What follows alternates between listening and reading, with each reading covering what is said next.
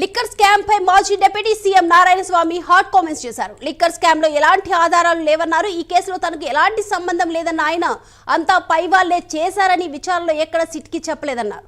గత 5 ఏళ్ల మంత్రిగా పనిచేశానని కూడా అన్నారు. ఇక సిట్ అధికారులు అడిగిన ప్రశ్నలకు ఉన్నది ఉన్నట్లుగా చెప్పారని కూడా తెలిపారు.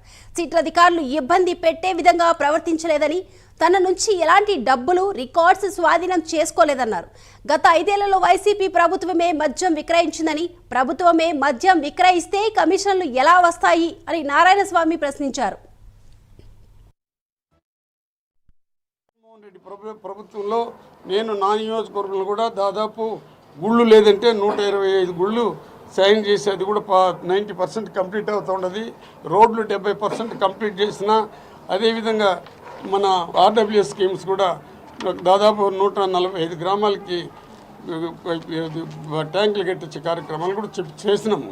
కాబట్టి మీకు మళ్ళీ నా విజ్ఞప్తి ఏమంటే, ఈ ఎవరైతే జగన్మోహన్ రెడ్డితో కూడా సన్నిహితంగా ఉన్నారో అసలు ప్రైవేటు సంస్థలతో మాట్లాడాల్సిన అవసరం లేదు.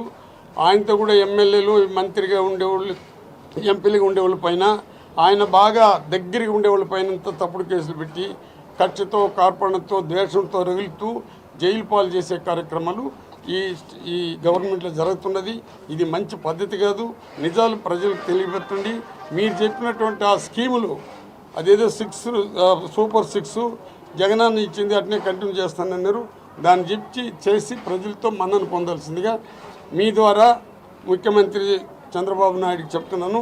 జగన్మోహన్ రెడ్డి ప్రభుత్వంలో నేను